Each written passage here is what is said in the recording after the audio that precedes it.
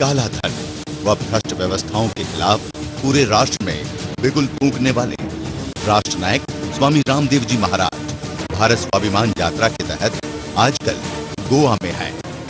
रोग, नशा एवं भ्रष्टाचार मुक्त भारत के संकल्प के साथ साथ गोवा में अवैध खनन, भूमाफियाओं व अपसंस्कृति से गोवा को बचाने के लिए भारत स्वाभिमान ने जो गोवा बचाओ अभियान चलाया है, उसको जन जन तक पहुंचाने के लिए योग ऋषि स्वामी रामदेव जी जनसभाएं कर रहे हैं तथा स्थानीय भारत स्वाभिमान व योग समितियों के कार्यकर्ताओं का मार्गदर्शन कर रहे हैं।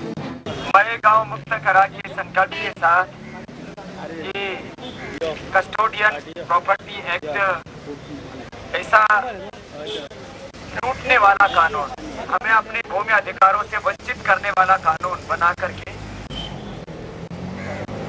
जो आजादी के 64 वर्ष बाद भी इस देश के अंदर जो पुर्तगीज जिन्होंने हमारी माँ बहन बेटियों के साथ बलात्कार दुराचार किया, भारत का धन लूटा, भारत की माँ बहन बेटियों के साथ उनकी इज्जत को जिन्होंने लूटा और ऐसे ऐसे पाप जिन्होंने किए और कानून की दृष्टि से भी उनका कोई अधिकार नहीं, नैतिकता की दृष्टि से भी, राष्ट्रीयता की दृष्टि से उनका कोई यहाँ पर अधिकार नहीं, ऐसे उन लोगों के हाथों हमने अपनी भारत माता की जमीन को, अपनी गोवा की मातृभूमि की जमीन को गिरवी रख दिया है और यहाँ के भूमि पुत्रों को उनके अधिकारों से वंचित कर दिया है और उसके लिए यहाँ हमको बैठना पड़ता है। ये आजाद भारत में, आजाद भारत के नागरिकों के लिए इससे बड़ी ज्यादा और शर्म की बात कोई नहीं हो सकती। तो वर्तमान सरकार में यदि थोड़ी बहुत भी शर्म बाकी है तो उसको ये काम तुरंत कर देना चाहिए, नहीं तो उसका जो पाप है उसको कभी माफ नहीं कर पाएगा। और यहाँ हमारे बहुत से स्वतंत्रता सेनानी हैं, बहुत से जवान हैं और सब मिलकर के अपना हक मांग रहे हैं। कोई यहाँ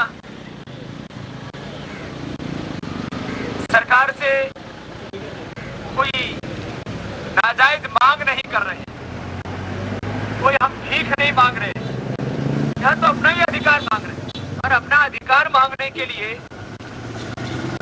इतना संघर्ष करना पड़ता है कि लोगों को उपोषण करना पड़ता है, उपवास करना पड़ता है इसके लिए कि हमें अपना अधिकार दो।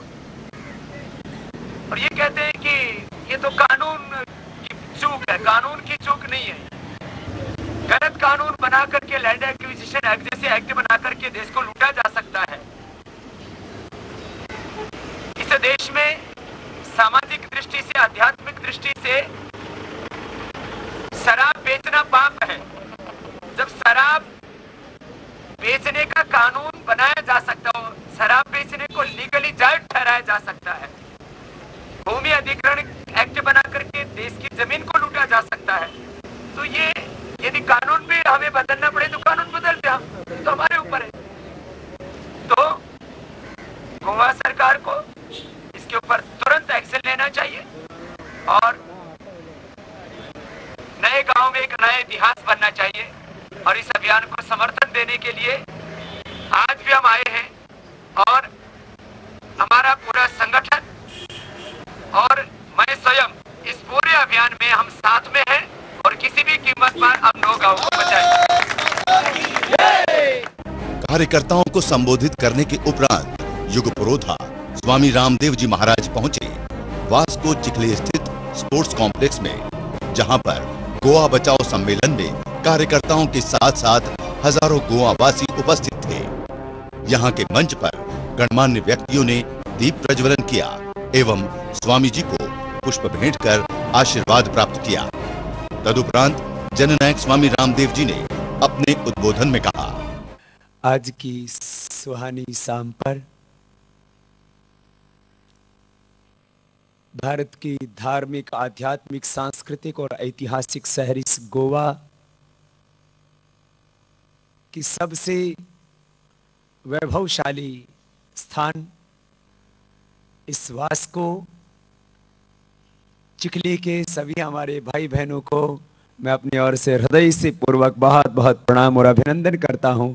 आप इतनी बड़ी संख्या में, इतनी बड़ी श्रद्धा से पहली बार यहाँ आयोजन हुआ और आप अपने घरों से बाहर निकल करके आए, आपको बहुत बहुत शुभकामनाएं। आज व्यक्ति निर्माण, गोवा निर्माण और राष्ट्र निर्माण के कार्य में हम अपनी क्या भूमिका निभाएं, इन सभी संदर्भों में आज आपके साथ थोड़ी सी चर्चा करनी है।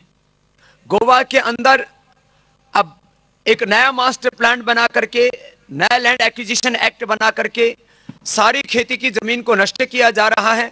लगता है आने वाले 25 वर्षों के बाद, 50 वर्षों के बाद गोवा में खाली रहने के लिए गोवा बजाएगा, खाने के लिए शायद फल, शाक, सब्जियां और अन्न यहां पैदा ही नहीं हो पाएगा।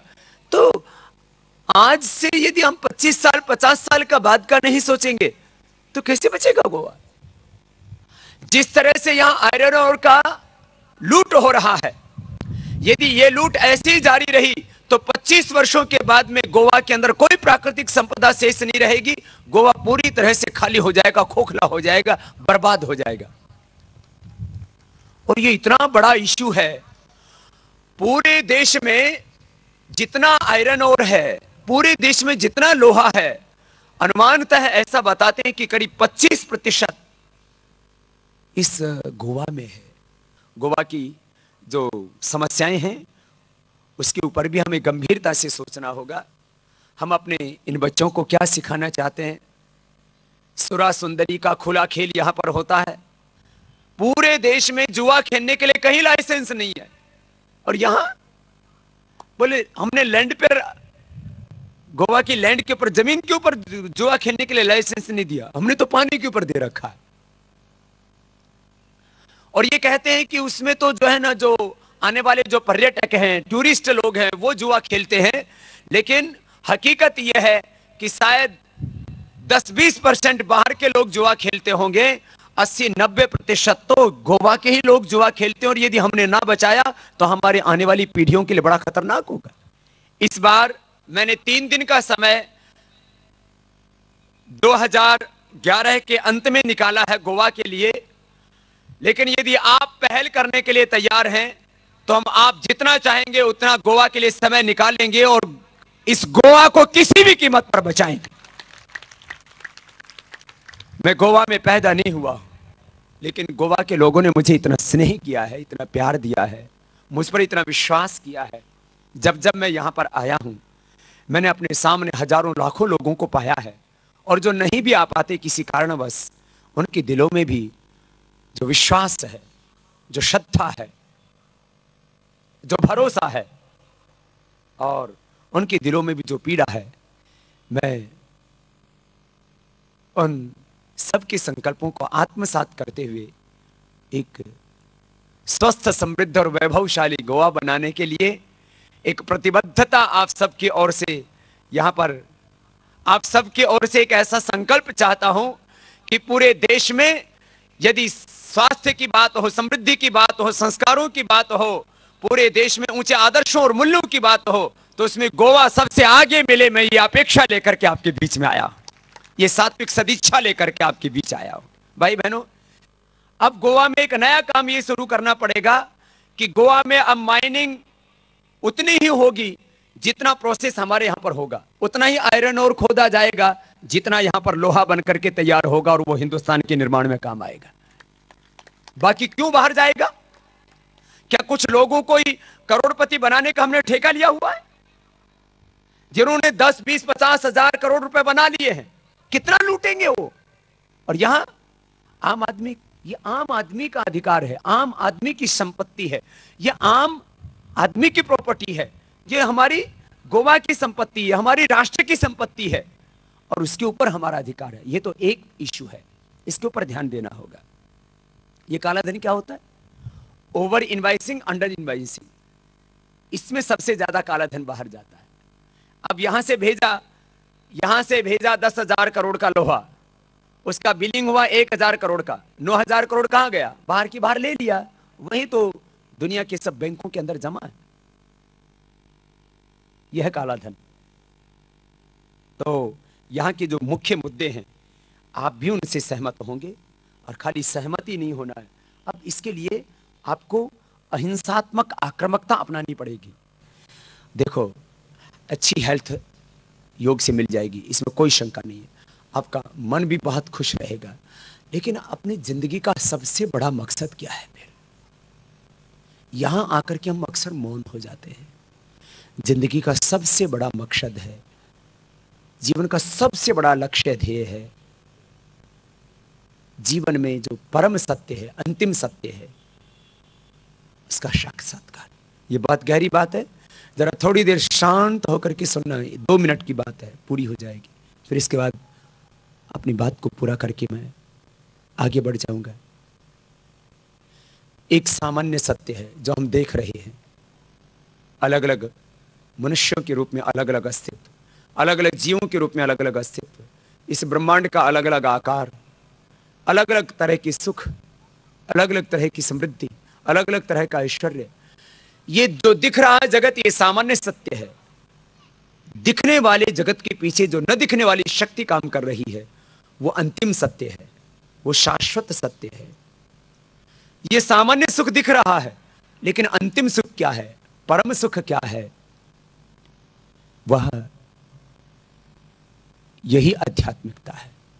तो हम प्राणायाम और ध्यान करते करते एक ऐसी स्थिति में पहुंच जाते हैं जिसको ट्रांसेंडेंट स्टेज कहा जाता है।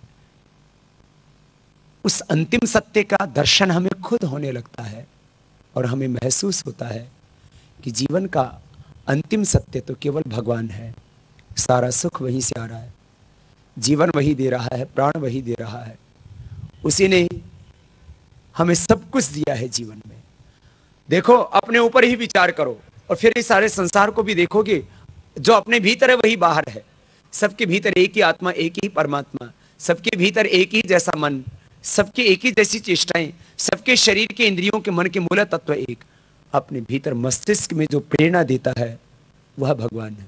सोचते हम हैं, विचार हम करते हैं, याद हम रखते हैं, लेकिन याद रखने की, सोचने की, विचारने की शक्ति, प्रेरणा, ज्ञान का स्रोत भगवान। तो इस बात को कभी भी नहीं भूलना। हम जी रहे हैं दुनिया में, घर परिवार संबंध ये सब सत्य है, लेकिन अंतिम सत्य क्या है? भगवान। तो ज्ञान हमें है, ये सत्य है। हम डॉक्टर हैं, इंजीनियर हैं, साइंटिस्ट हैं, बीकॉम, बीएससी, एमएससी, हमने बहुत तरह की पढ़ाई की है, लेकिन सारा ज्ञान जहां से पाते हैं वो एक अदृश्य शक्ति है, उसी को भगवान कहते हैं। ज्ञान का, ज्ञान जहां से पा रहे हैं, प्रेरणा जहां से पा रहे हैं, कोई भी काम करते हैं तो अंदर से प्रेरणा आती है, इसको कर, इसको मत कर। जिस काम को करने में आत्मा साथ दे वो धर्म, जिस काम को करने में आत्मा साथ ना दे वो अधर्म। जहां से हम प्रेरणा पाते हैं, आंखों में देखने की जो शक्ति दे रहा है, कानों में सुनने की, वाणी में बोलने की, हाथों में काम करने की, इस शरीर पिंड में जिससे शक्ति मिल रही है, जिस दिन वो शक्ति खींच लेता है उसी दिन मृत्यु हो जाती है। तो उस प्रभु को कभी नहीं भूलना, उस भगवान के प्रति सदा कृतज्ञता का भाव, भगवान के उपकारों को सदा स्मरण रखना, ये बहुत बड़ी बात है। भाई बहनों, इस सत्य को जीना है, इस परम सत्य को जीना है, इस अंतिम सत्य को जीना है। अंतिम सुख, अंतिम सत्य वो तो भगवान ही है। तो उसका एहसास प्रतिपल, और भगवान के यंत्र बन करके काम करना, ये आपको जीवन का मंत्र दे दिया है। भगवान का यंत्र बन करके काम करना, ये जीवन का मंत्र है। अब यही बात आपसे कह करके जा रहा हूं। गोवा को बचाने के लिए आप लोग में से कितने हाथ मेरा साथ देंगे? मैं भरोसा कर सकता हूं, आपका और हमारा आत्मा का संबंध है, और ये संबंध अंतिम सांस तक रहेगा। और आपके और मेरी आत्मा अलग मैंने मानी ही नहीं है। मैंने तो अपना ही स्वरूप आपके भीतर देखा है, और आपने अपना स्वरूप मुझ में देखा है। मैं सोचता हूं अंतिम श्वास तक हमारे आत्मा का संबंध जारी रहेगा, और हम खुद को भी बचाएंगे, गोवा को भी बचाएंगे, देश को भी बचाएंगे। चिखली वासियों को भारत स्वाभिमान से जोड़ने के पश्चात स्वामी जी पहुंचे भगवान दत्तात्रेय की जयंती के उपलक्ष्य में ब्रह्मानंद जी की तपोभूमि दत्ता मंदिर, जहां स्वामी जी का पारंपरिक वाद्य यंत्रों एवं पारंपरिक गीत के साथ माल्यार्पण कर जोरदार स्वागत किया गया। मंदिर परिसर में महिलाएं स्वामी जी के सम्मान में जगह जगह आरती थाल लेकर खड़ी थीं। मंदिर के दर्शन उपरांत स्वामी जी पहुंचे सभा स्थल पर। यहाँ के मंच पर स्वामी जी का माल्यार्पण किया व पुष्पगुच्छ भेंट कर आशीर्वाद प्राप्त किया।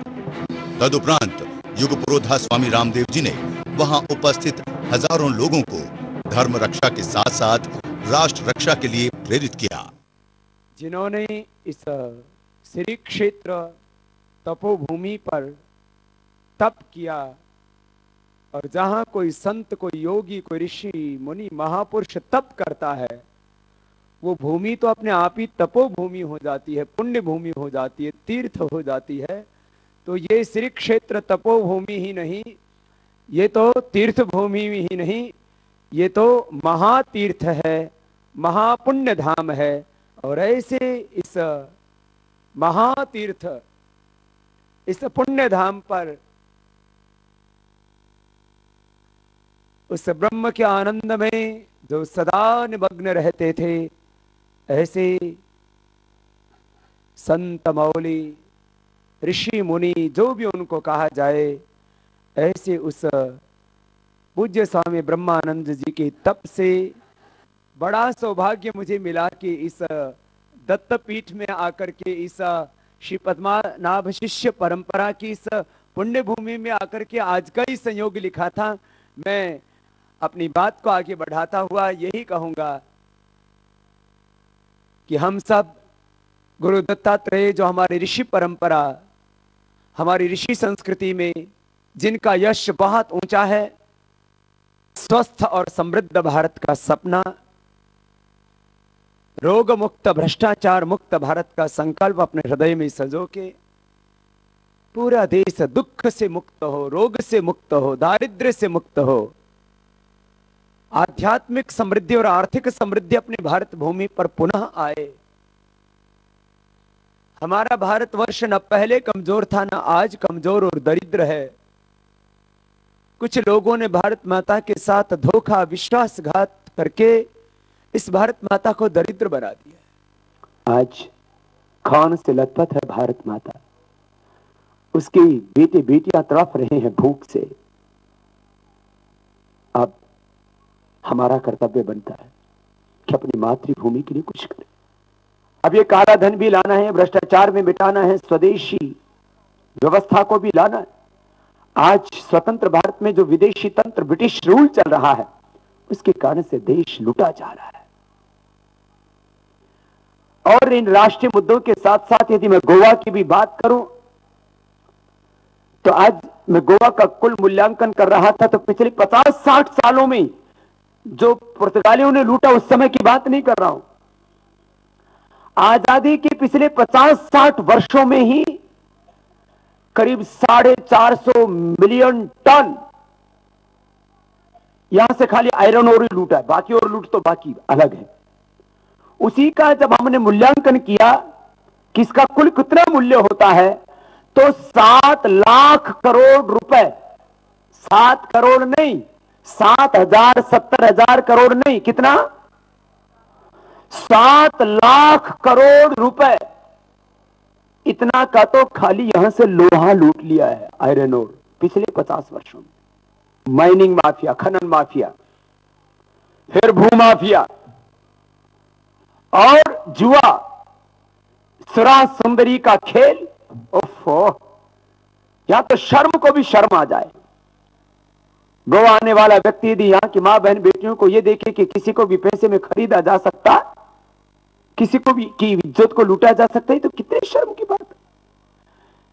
जहां पूज्य ब्रह्मानंद स्वामी जैसे महापुरुषों ने, योगियों ने, ऋषियों ने तप किया हो, उस भूमि पर, उस तपोभूमि, उस श्री क्षेत्र में, उस गोवा में, यदि 2007 का आंकड़ा मुझे एक ड्रग डिपार्टमेंट में काम करने वाली बहन ने बताया कि 2007 में बाबा जी 10,000 शराब की दुकानें थी। तो जहां ज्ञान की गंगा बहनी चाहिए थी, वहां शराब की गंगा बह रही। धर्म, अध्यात्म, संस्कृति का गला रौंदा जा रहा है। गंदगी तो हो, जो गोवा सबसे सुंदर कहा जाता था, उसके दोनों तरफ गंदगी के अंबार लगे पड़े, उससे लोग बीमार हुए पड़े। पूज्य स्वामी ब्रह्मानंद जी महाराज ने जो व्यसन मुक्ति का आंदोलन चलाया, उससे हजारों नहीं लाखों लोगों के जीवन में परिवर्तन आया। और अब यह अभियान और जोर से चलाने की जरूरत है, और केवल गोवा में नहीं, पूरे हिंदुस्तान में इस आंदोलन की चलाने की जरूरत है। मैं तो पूज्य महाराज श्री की शिष्य परंपरा में दीक्षित ना होता, वह भी उन्हीं का काम कर रहा हूं, इसलिए हमारे लिए भी वो गुरु तुल्य ही पूज्य है। ये तो हम सबका दायित्व है, धर्म है, कर्तव्य है। अपनी ऋषि सत्ता ने, ऋषि परंपरा ने, उस देव संस्कृति के अंदर जो कुछ हमारे पूर्वजों ने किया, वो सब करना हमारा सामूहिक दायित्व है। एक सामान्य सत्य है ये जीवन का कि सब कुछ चल रहा है, हम देख रहे हैं, सुन रहे हैं, बोल रहे हैं, जी रहे हैं। ये ब्रह्मांड भी गति कर रहा है, हम भी गति कर रहे हैं, आगे बढ़ रहे हैं। लेकिन अंतिम सत्य, शाश्वत सत्य वो यही है कि सबके पीछे एक पराशक्ति काम कर रही है, भागवत शक्ति काम कर रही है। हम सामान्य रूप से सुख भोगते हैं, देखने का, सुनने का, सूंघने का, स्वाद का, रसना का, वासना का, ये सारा संसार का सुख हमें मिल रहा है। लेकिन अंतिम सुख है, शाश्वत सुख, वो तो प्रभु की शरण में ही है। भगवान की शरणागति 24 घंटा बनी रहे, इस प्रभु की स्मृति 24 घंटा बनी रहे, और स्वधर्म से जुड़ करके हम अपने राष्ट्र धर्म को भी पूरी प्रामाणिकता के साथ निभा पाए, ऐसी आज भगवान दत्तात्रेय की चरणों में प्रार्थना करता हूं। और इस पुण्य तपोभूमि, इस तीर्थ भूमि, इस महाधाम, इस पुण्य धाम को प्रणाम करता हूं, जहां ऐसे महापुरुष ने, योगी ने, ऋषि ने तप किया, और उनके सात्विक तप से अभी भी जो भी भाई बहन यहाँ आते हैं, यहाँ आने मात्र से ही उनके मन के सारे संशय, उनके जीवन के सारे क्लेश, सब कष्ट नष्ट हो जाते हैं। और ऐसे कोटि कोटि ऋषि मुनियों ने तप करके, उन्हीं के तप से आज हम जिंदा हैं, हमारी संस्कृति जीवित है। भद्रम इच्छन्त ऋष्याः सर्वविदाः तपो दीक्षाम् उपनिषेदुरग्रे ततो राष्ट्रम बलम ओजस् सदातम तदस्मै देवा अभिसम नमन्तु। ऐसे ऋषियों के तप को, अपने पूर्वजों के तप को प्रणाम करते हुए आप सब भाई बहन आज दत्तात्रेय जयंती पर बहुत श्रद्धा के साथ यहाँ दत्तमाला मंत्र जप अनुष्ठान संगता 16 में यहाँ उपस्थित हैं। ब्रह्मानंद स्वामी जी और उन्हीं के ब्रह्म भाव को जिन्होंने अपने भीतर समाहित किया हुआ है, इस संप्रदाय परंपरा को एक नई ऊर्जा दी है, ऐसी इस संपूर्ण गुरु परंपरा को प्रणाम करता हुआ अपनी वाणी को विराम देता हूं, इसी अपेक्षा के साथ कि हम सब अपने उस महान गुरु की परंपरा को अब संपूर्ण तप करके, अभिक्रम करके, पुरुषार्थ करके अक्षुण्ण बनाए रखेंगे, और आत्मनिर्माण करते हुए राष्ट्र निर्माण की इस यज्ञ को निरंतर आगे बढ़ाते रहेंगे। बोले श्री गुरु दत्तात्रेय भगवान की जय, बोले भारत माता की जय, गौ माता की, सत्य सनातन वैदिक धर्म की।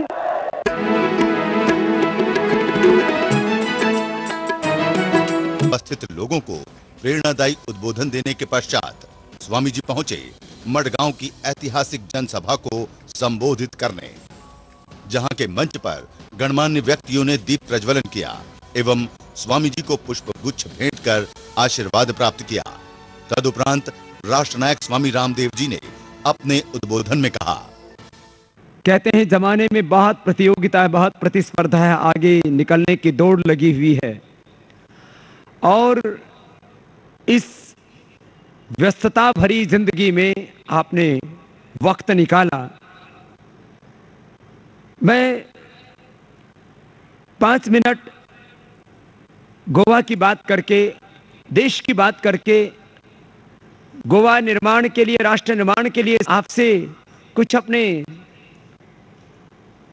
दिल का दर्द, दिल की पीड़ा, दिल की वेदना, मेरे मन में जो विचार उठते हैं उनको आपसे बांटता हुआ फिर हम कैसे अपना और एक अच्छे समाज, राष्ट्र और एक नए युग का निर्माण कर सकते हैं उसके बारे में थोड़ी सी बात करना चाहूं।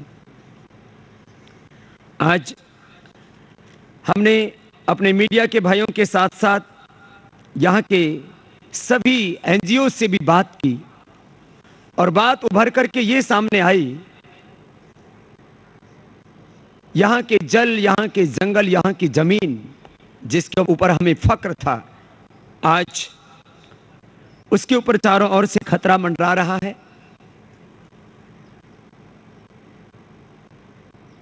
और जो काले धन, भ्रष्टाचार और व्यवस्था परिवर्तन के 3 राष्ट्रीय मुद्दों को लेकर के जो हम देश भर में जागरण का काम कर रहे हैं, लोगों को फिजिकल अवेयरनेस के साथ साथ, फिजिकल एजुकेशन के साथ साथ, न्यूट्रिशन एजुकेशन के साथ साथ, सोशल एंड स्पिरिचुअल एजुकेशन के साथ साथ ब्लैक मनी के बारे में भी एजुकेट कर रहे थे, करप्शन के बारे में एजुकेट कर रहे थे।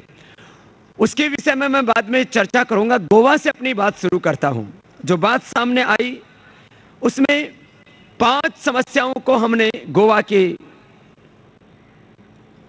ऐसी समस्याओं के रूप में देखा कि यदि हमने समय रहते हुए, वक्त रहते हुए उनका समाधान न किया तो आने वाला समय वो बहुत खतरनाक हो सकता है हमारे सब के लिए।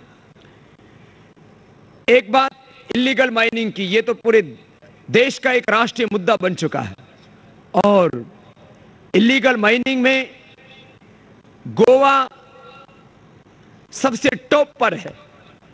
जब मैंने यहां के आंकड़े निकाले तब पता लगा कि पूरे देश में से जो आयरन ओर का एक्सपोर्ट होता है उसका 60% गोवा से ही जाता है और उसमें कैसे काला धंधा होता है वो मैं आपके सामने रखूंगा। अवैध खनन, इलीगल माइनिंग, खनन माफिया लूट रहे हैं गोवा को। खनन माफिया के साथ साथ भू माफिया इस गोवा को पूरी तरह से लूटने की, इसकी तबाही की तैयारी कर चुके हैं। और यहां के समुद्र में यहां की दौलत, यहां की जवानी, यहां का बचपन, यहां का सब कुछ लूट रहा है। समुद्र में कैसीनो और फिर हर गली मोहल्ला में खुले हुए शराब की दुकानें, सुरा और सुंदरी और जुआ का खुला खेल। इसने तो यहां की संस्कृति, यहां की सभ्यता, यहां की तहजीब, उस सब कुछ के मिटने की संभावना है। ड्रग डिपार्टमेंट में काम करने वाले एक कार्यकर्ता ने मुझे बताया कि 2007 में गोवा में 10,000 से ज्यादा शराब की दुकानें थी। 2007 के बाद तो मुझे लगता है ये 10,000 से कहीं आंकड़ा 12-13 हजार पर पहुंच गया होगा।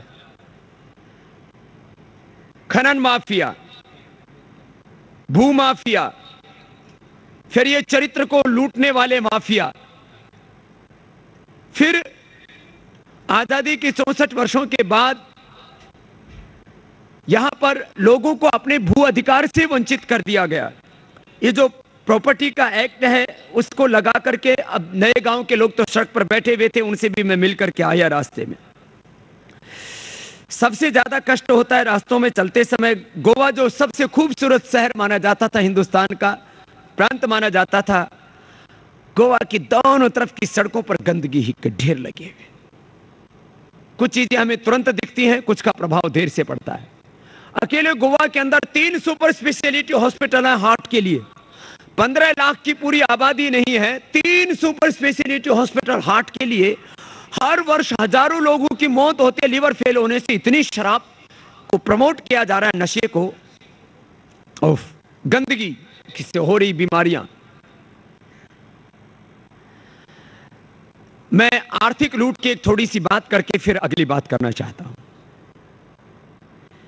पिछले लगभग 50 वर्षों में, आजादी के बाद पिछले 50 वर्षों में, क्या आपने सोचा कि गोवा में माइनिंग के द्वारा कितने की लूट हुई है? आपने नहीं, किसी यहां के पॉलिटिशियन ने भी नहीं सोचा है। लूटने वालों को भी नहीं पता उन्होंने कितना लूट लिया है। उसका कुल हमने जो मूल्यांकन किया 450 मिलियन टन आयरन ओर लूटा गया है। आप इसको सबको बताना 400, और ये ऑथेंटिक आंकड़े हैं, ये कोई कहीं सुनी बातें नहीं कह रहा हूं आपको, ऑथेंटिक पूरे आंकड़ों के साथ, दस्तावेजों के साथ आपको बात कर रहा हूं। 450 मिलियन टन आयरन ओर लूटा गया। यदि हम 50% इसमें आयरन मानते हैं और इसको यदि हम 30,000 रुपए के अनुसार ही हम इसका कैलकुलेशन करते हैं आयरन का, तो अभी तक जो लूटा गया है वो करीब 7 लाख करोड़ रुपए का तो लोहा लूट लिया यहां की जमीन से। कितना बोला तो? बोलो तो 7 लाख करोड़। यदि ये नहीं लूटता और ये संपत्ति गोवा वासियों को मिलती तो एक एक फैमिली को कम से कम 2 करोड़ रुपए मिलते। कितने? जोर से तो बोलो, ये तो आप ही को मिलते। दो बच्चे बोल रहे हैं, बोले बाबा जी फिर तो हमारी भी मौज हो जाती। और अभी तो इससे कई गुना अभी बचा हुआ है, उसको बचा लो। कुल गोवा के अंदर करीब 3 बिलियन टन आयरन ओर है, और कुछ तो ऐसे पहाड़ हैं जो रिजर्व फॉरेस्ट के अंदर है, उसको जोड़ दें तो फिर तो और बहुत ज्यादा होगा। यदि ये सब देखा जाए, हम खाली गोवा के आयरन ओर को ही बचा लें तो यहां दरिद्रता नाम की कोई चीज नहीं होगी, हर परिवार करोड़पति होगा। लोग कहते हैं गोवा में बेरोजगारी बढ़ रही है, गरीबी बढ़ रही है। जब इलीगल माइनिंग की बात की जाती है तो जो मजदूर काम कर रहे हैं वहां पर माइनिंग में, उनको बोल दिया जाता है तुम सड़क पर उतरो, कहोगे हम बेरोजगार हो जाएंगे। इलीगल माइनिंग बंद होने से एक भी मजदूर बेरोजगार नहीं होगा। वो तो लूट रहे हैं, तो कुछ कंपनियां हैं। भाई बहनों, अपने देश का ये 400 लाख करोड़ रुपए यदि हिंदुस्तान को मिलता है तो इस समय दुनिया में 204 देश हैं। 200 देश तो भारत के अभी भी पीछे, मात्र 3 देश आगे हैं, एक अमेरिका, दूसरा चीन, तीसरा जापान। और इसमें भी इनके हालात ठीक नहीं है। जापान एक छोटा देश है, ठीक है, वहां के लोगों में देशभक्ति है, मेहनत बहुत करते हैं, ईमानदार हैं, वो आगे बढ़ रहे हैं, लेकिन एक छोटा सा देश है, अपने एक प्रांत जितना भी नहीं है। गोवा से थोड़ा सा बड़ा हो सकता है,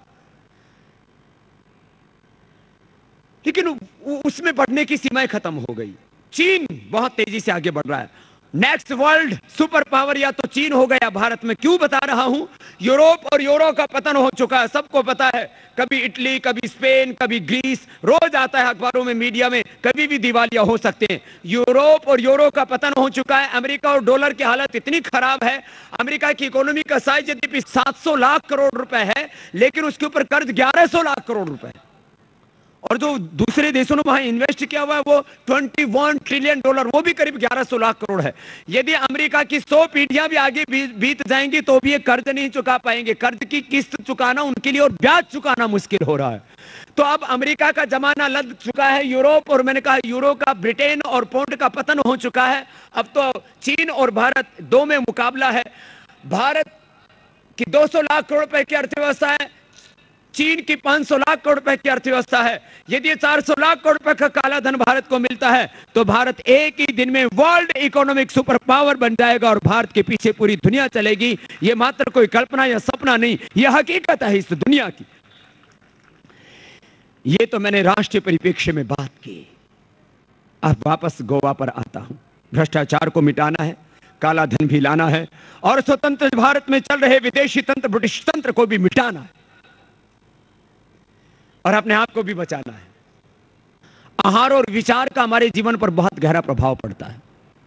रेड मीट खाने से कैंसर हो रहा है, जो कैंसर बढ़ रहा है ना, इसका एक बहुत बड़ा कारण है red meat. Red meat, high salt intake, ज्यादा नमक खाते हो तो सावधान हो जाओ, कैंसर हो सकता है आपको। इससे ज्यादा नमक खाने से बीपी होना, स्किन डिसऑर्डर होना, यह सब तो होता ही होता है। हैवी सोल्ट इंटेक कैंसर को बढ़ाता है। हैवी कैफीन इंटेक, ज्यादा कॉफी का सेवन करते हो, कैफीन ज्यादा आपके चाय कॉफी के माध्यम से आपके अंदर जाता है तो आपको कैंसर हो सकता है। अभी बहुत केसेस ऐसे लाखों की संख्या में, भारत में करीब 5 से 7 लाख लोग तो हर साल कैंसर से ही मर रहे हैं। उसके बहुत कारण है, उसका पॉल्यूशन एक बहुत बड़ा कारण है और फर्टिलाइजर्स पेस्टिसाइड्स बहुत बड़ा कारण है। हर एक गांव के अंदर 1-2 से लेकर के जज्जल एक गांव है, मैं अभी जाकर के आया पंजाब में, वहां तो अभी तक 60-70 लोग मर चुके हैं। इसी साल 6-7 आदमी एक एक गांव के अंदर मर रहे हैं, कैंसर से मर रहे हैं लोग। फिर अपंग बच्चे पैदा हो रहे हैं, मेंटल डिसऑर्डर, फिजिकली डिसेबल बच्चे पैदा हो रहे हैं। फिर इनफर्टिलिटी की प्रॉब्लम, बीपी, शुगर, फिर ये सब कैंसर और मोटापा, ये सब बीमारियां। भाई बहनों, heavy salt intake, heavy caffeine intake, red meat, preserve food and pollution and stress, ये बहुत खतरनाक है। और बीड़ी, सिगरेट, शराब तो है ही। एक सीधी सी बात है, नेगेटिव मत सोचा करो। जो सुबह से शाम तक नेगेटिव सोचते रहते हैं अपने बारे में, अपने पति के बारे में, अपनी पत्नी के बारे में, अपने घर के बारे में, अपने बिजनेस के बारे में, अपने बच्चों के बारे में, क्यों नेगेटिव सोचते हो? जो नेगेटिव सोचते हैं, जो दुखी रहते हैं, जो नाराज होते हैं बात बात में, जो रिएक्ट करते हैं बात बात में, उनको भयंकर बीमारियां तो होती हैं। बीपी, शुगर, थायराइड, मोटापा, ये सब, स्ट्रेस, इंसोम्निया, डिप्रेशन, ये तो होती हैं। उनको कैंसर भी हो जाता है। इसलिए आपको सुखी रहना है तो अभी से खुश रहना शुरू कर दो। कुछ तो हमेशा ऐसे मुंह लटकाए बैठे रहते हैं, खड़ूस, मनहूस। उनको कोई बोले ना भाई थोड़ा हंस लेना तो बोले दिमाग खराब है क्या। भाई बहनों, खुश रहा करो। अरे भगवान ने इंसान बनाया नहीं, कीड़ा मकोड़ा, गधा घोड़ा कुछ बना देता तो क्या होती, हमारी क्या बीतती, सोचो तो। इंसान बनाया है और देखो, तन ढकने के लिए 2 कपड़े, जीने के लिए 2 वक्त की रोटी और 2 गज जमीन सबको मिल जाती है, बाकी हाय हाय पूरी नहीं हो पाती है। कुछ लोग तो आपस में मिलते समय भी हाय हाय करते रहते हैं। सुनो, खुश रहो ना। अरे इस देश के 100 करोड़ से ज्यादा, दुनिया के 200 से ज्यादा देशों के लोग हमसे प्यार करते हैं। ना 1 इंच जमीन रखी, ना 1 रुपए बैंक बैलेंस, जमीन पर सोते हैं, थोड़ा सा खाते हैं। इतना सा खाया था सुबह। भाई बहनों, कुछ लोग सोचते हैं कि ये कैसे बचेगा गोवा। अरे भाई, गोवा क्यों नहीं बचेगा? मैंने कहा ये यदि लूट सब बचा ले तो गोवा को आप यहां पर स्पिरिचुअल टूरिज्म बढ़ाइए ना, आप यहां पर एजुकेशन हब बनाइए ना, बहुत अच्छे अच्छे काम है यहाँ। रिसर्च एंड डेवलपमेंट के लिए इंस्टीट्यूट बनाइए ना, वेस्ट मैनेजमेंट के लिए यहाँ का जो है पूंजी लगाइए ना, कितने अच्छे अच्छे काम है। गोवा धरती का स्वर्ग है और हमें इसको स्वर्ग ही रहने देना है, इसको नर्क नहीं बनाना है। अपनी दिनचर्या को अच्छा बनाना, लाइफ मैनेजमेंट अच्छा कीजिए अपना। 6 घंटा सोना, 1 घंटा रोज योगाभ्यास करना। सुबह सुबह उठ करके योग करो ना, सोने से क्या मिलेगा? कुछ नहीं। सुबह सुबह उठ करके योग करो, आपका पूरा दिन अच्छा बीतेगा, पूरा जीवन अच्छा बीतेगा। सुबह अच्छी होगी तो पूरा दिन अच्छा होगा, एक एक दिन अच्छा होगा, पूरा जीवन अच्छा होगा। सुबह कर लोगे, योग करने की आदत पड़ जाएगी, बुरी आदतें सब छूट जाएंगी। गुस्सा करना, नाराज होना और नेगेटिव सोचना, फिर ज्यादा खाना, फिर बहुत हमारी खराब आदतें हैं, सबको पता है। खाने पीने की, सोचने की, विचारने की, बोलने की, गुस्सा करना, तेजी से बोलना, ऊंची आवाज में बोलना। कुछ तो हर बात में गाली देते हैं बोलते समय। मैंने एक से पूछा, भाई साहब आप ना गाली बहुत देते हो। बोलो किस साले ने गाली दी? मैंने कहा आपने अभी गाली दी साले की। बोले किस साले ने दी? ओ, ऐसी आदत पड़ जाती है ना। योग करोगे ना, कोई भी आप जीवन में दोष नहीं रहेगा, जीवन पावन होगा। तो मैं कह रहा था हमें अपने आप को बचाना है, अपने घर परिवार को, समाज को, राष्ट्र को बचाना, अपने गोवा को बचाना है। और भगवान ने हमको बहुत शक्तियां दी हैं, योग से अपनी अंतः शक्ति, अंतः प्रज्ञा को भी जगाना है। हमारा लक्ष्य क्या, हमारी भूमिका क्या है, हमारा कर्तव्य क्या, हमारा धर्म क्या है, किसके लिए हमें जीवन मिला है? खाली खाने पीने के लिए नहीं मिला है। खाने पीने के लिए तो हमसे ज्यादा खाते पीते हैं पशु पक्षी। ये हाथी ज्यादा खा लेता है, ज्यादा ताकतवर है। भैंसे में, सांड में ज्यादा ताकत है हमसे। हिरण हमसे ज्यादा तेज दौड़ लेता है। हिरण जैसी ताकत हमें नहीं है, हाथी जैसी ताकत हमें नहीं, पहाड़ों जैसे विशाल हम नहीं है। लेकिन सारा ब्रह्मांड स्वयं भगवान हमारे पिंड में। और हमारा जन्म किसके लिए हुआ? गीता में भगवान श्री कृष्ण कहते हैं, और इस जिसके लिए हमारा जन्म हुआ वो काम तो हमें करना ही है। छोटे उद्देश्यों के लिए जीवन को जीना है तो जीवन का तिरस्कार है। परित्राणाय साधूनां विनाशाय च दुष्कृतां धर्म संस्थापनार्थाय संभवामि युगे युगे। यदा यदा हि धर्मस्य ग्लानिर्भवति भारत, यदा यदा हि धर्मस्य ग्लानिर्भवति भारत, अभ्युत्थानम् अधर्मस्य तदात्मानं सृजाम्यहम्। यह हमारे जीवन का मकसद। हमें अपने जीवन में सत्य को, धर्म को प्रतिष्ठापित करना है और इस जगत में भी पाप, अधर्म, अन्याय को मिटा करके सत्य, धर्म और न्याय की स्थापना करनी है। आप सब भाई बहन बहुत ऊर्जा वाले हैं, बहुत हिम्मत वाले हैं, बहुत हौसला वाले हैं और आप अपने देश से, अपने धर्म से, अपनी संस्कृति से और संतों से बहुत प्यार करते हैं, इसलिए यहाँ पर आए हैं। आपकी इस योग निष्ठा को, आपकी राष्ट्र निष्ठा को मैं हृदय से प्रणाम करता हूँ। आप सगळा बंधू भगिनींना माझा हृदयपासून खूप खूप अभिनंदन, खूप खूप प्रणाम।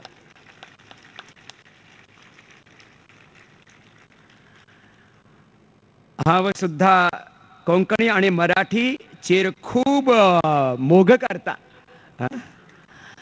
लेकिन मैं तो मोग करता हूं, तुम भूल गए हो। अपनी कोंकणी को, अपनी मराठी को भूल गए हो।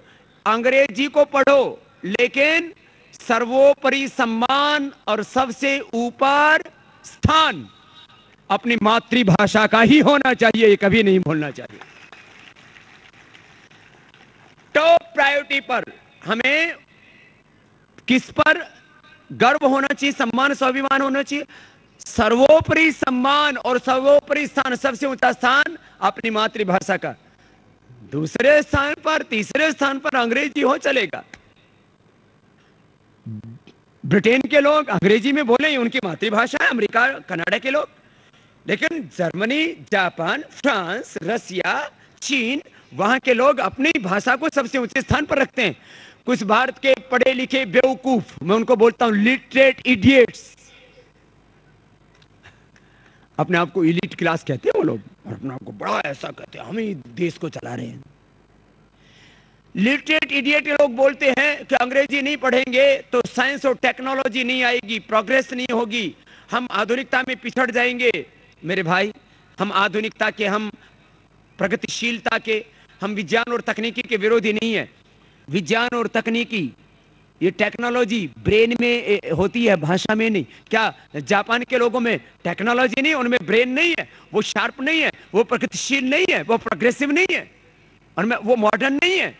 लेकिन जापान के लोग, आपने देखा होगा, वहां का प्रधानमंत्री, वहां का कोई भी बड़ा नेता हो, कोई अधिकारी हो, कोई साइंटिस्ट हो, कोई डॉक्टर हो, कभी भी किस में बात करता है? हमेशा बोलो तो जापानीज में। क्यों?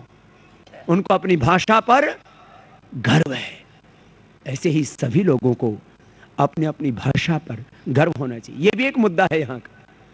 सबसे पहला स्थान अपनी मातृभाषा का होना चाहिए।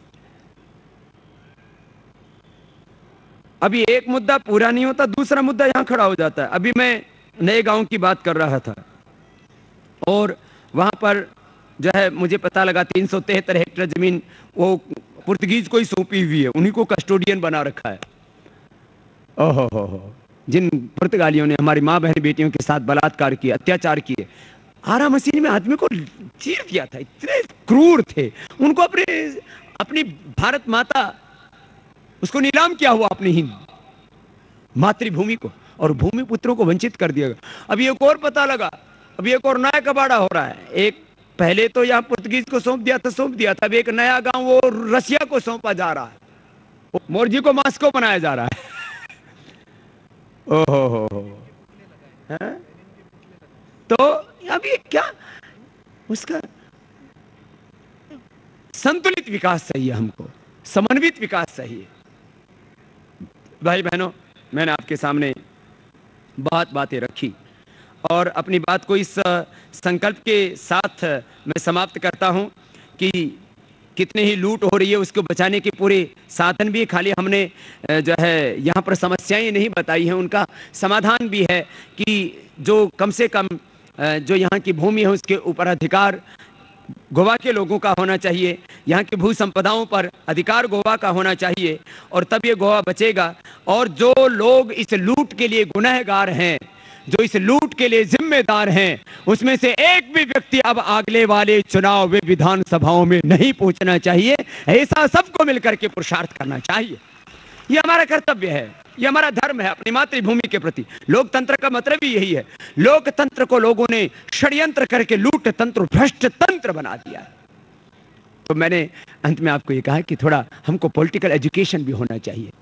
हमारा राष्ट्र धर्म क्या है ये हमको पता होना चाहिए।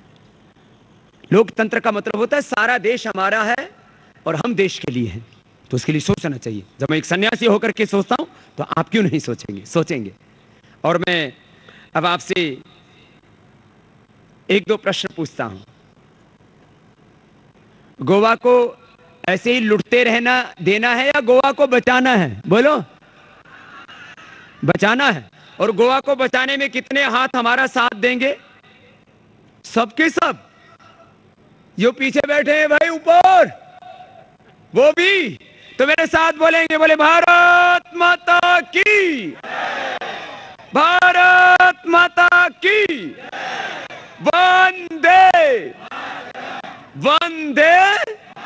अच्छा, इतने हाथ मेरे साथ है तो फिर तो बोले बाबा अकेला क्या करेगा? मैंने कहा कौन कहता मैं अकेला हूं? हजारों नहीं, लाखों नहीं, करोड़ों हाथ हमारे साथ हैं, और अपने हाथों से हम एक नए भारत का, नए गोवा का, नए विश्व का निर्माण करेंगे।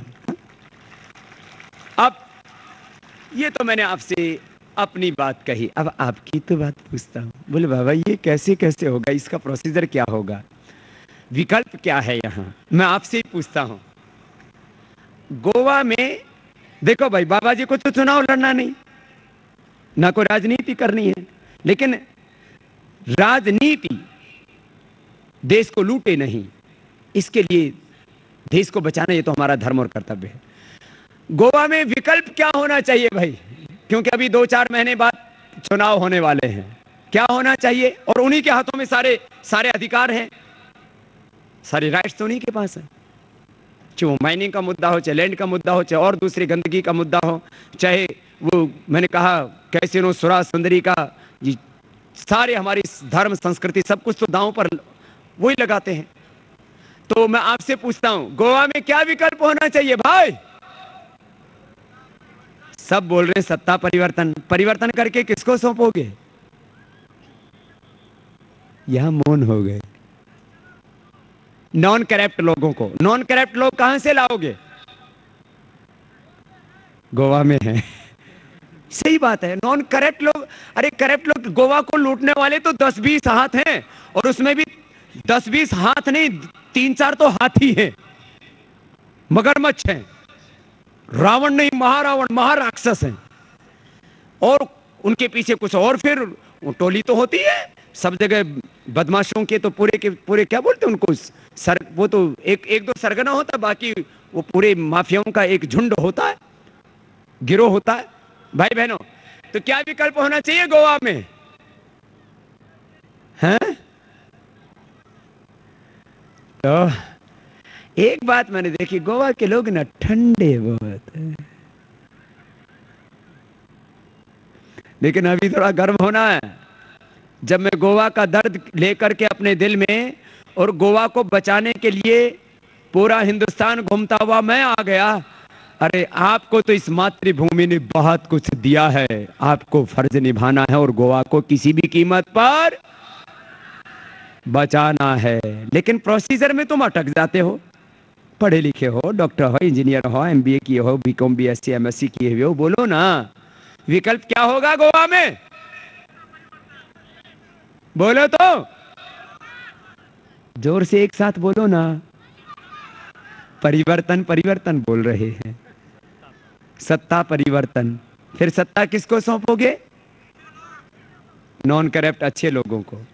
तो अच्छे लोगों के नाम बता दिए जाएंगे तो उनको वोट कर दोगे? हैं? बोले बाबा ये काम कर दो तो बहुत अच्छा हो जाएगा। तो अब गोवा में चुनाव से पहले हम वापस आएंगे, अभी जगा करके जा रहे हैं, बीच में सो नहीं जाना और जो आपको बताया है उसको सबको बताना। और चुनाव से पहले फिर आएंगे, काला धन, भ्रष्टाचार और व्यवस्था परिवर्तन के राष्ट्रीय मुद्दों को लेकर के ये जो 5 यहाँ के हमने मुख्य मुद्दे बताए, जो खनन माफिया, भू माफिया और चरित्र को लूटने वाले माफिया, यहाँ के धर्म, संस्कृति, भाषा, सभ्यता को नष्ट करने वाले, यहाँ गंदगी फैलाने के लिए और इस तमाम यहाँ की सभी लूट के लिए जो जिम्मेदार और गुनहगार हैं, उनको सबको मिलकर के मैंने कहा बेनकाब करना होगा। और भाई बहनों, इसको हमें बहुत पवित्रता से निभाना होगा और इसके लिए वापस हम दोबारा गोवा आएंगे और उस समय भी आपको इतनी ऊर्जा के साथ, इतनी ही प्रामाणिकता के साथ इस काम में हाथ बटाना है। मैं यहाँ हमारे इस पवित्र वेदी पर, पवित्र मंच पर बैठे मौलाना मोहम्मद हुसैन साहब और फादर मोहसिन आताज साहब, उनका भी एक बार सबकी ओर से जोरदार मैं अभिनंदन करता हूं। और भाई हमारे मौलाना साहब को भी मैं सबके ओर से आग्रह करता हूं कि 2 शब्द यहाँ वो सबके लिए बोलें। और एक बार जो है मौलाना मोहम्मद हुसैन साहब से कहूँगा 2 शब्द सबके लिए वो यहाँ से उच्चारण करेंगे। एक बार उनका तहे दिल से हम सबके ओर से बहुत बहुत अभिनंदन है। ये हमारा कौम, मजहब, धर्म, इस्लाम सब एक है। अल्लाह रब्बुल इज़्ज़त हम तमामी को मजहब के अहकाम पर यही कायम और दायम रखा हुआ है।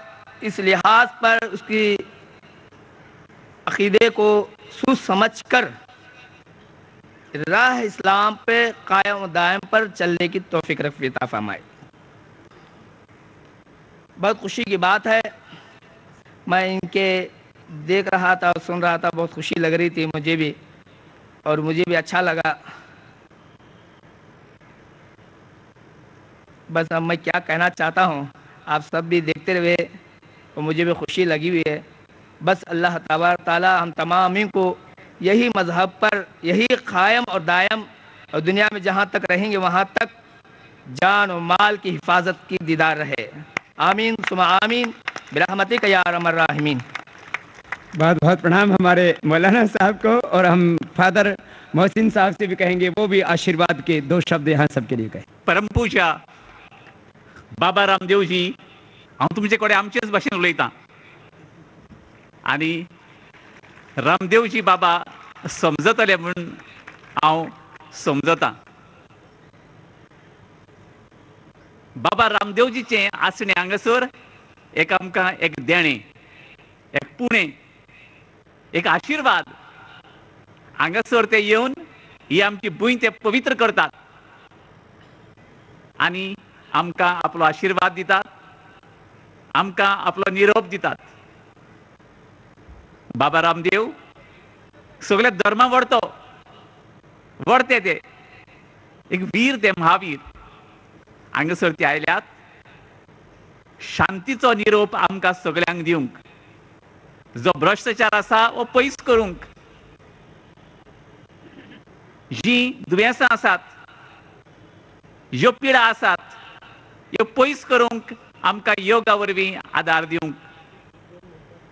जे मन आमचें जायते फावटी वायट आसा हें शुद्ध करूंक, निर्मळ करूंक हे आमचे महावीर आमकां आदार दितात। म्हणटच हें ताजें आसणें, ही तांची भेट ह्या आमच्या गांवांत एक व्हडलें आमकां देणें, एक व्हड परमेश्वराचो एक व्हडलो आशिर्वाद। आनी देखूनच हांव तांचे उपकार मानतां, देखूनच हांव तांकां म्हणटा देव बरें करूं। आयज तुमी आयल्यात, आनेक फावटी येयात। लढो जावपाचो आसा वेंचणुकांचो, आमकां तुमचे मार्गदर्शनाची गरज आसा। ह्या वेळार तुमी येयात आनी आमकां तुमचो पाठिंबो दियात, कित्याक आमकां गरज ह्या आमच्या लढ्यांत आमकां तुमची गरज तुमच्या मार्गदर्शनाची. म्हणटच आनी थोड्या वेळान आनी थोड्या दिसांनी वो थोड्या म्हयन्यांनी हांगासर तुमी परत येवचेंच हो म्हजो तुमकां आग्रो. हे सुवातेर हांव तर हांगासर आयलां जाल्यार म्हजो पाठिंबो दिवंक, स्वामीजी तुमकां पाठिंबो दिवंक हे तुमचे चळवळींत आमच्या सगळ्या भारतीय लोकांचो स्वभाव वाडोवंक, घट करूंक, मजबूत करूंक ही थोडीशी उतरां म्हणूंक म्हाका संदी दिली देखून हांव सगळ्यांचे तुमचे आभार मानतां. आनी स्वामी रामदेवजी तुमकां हांव नमन करतां.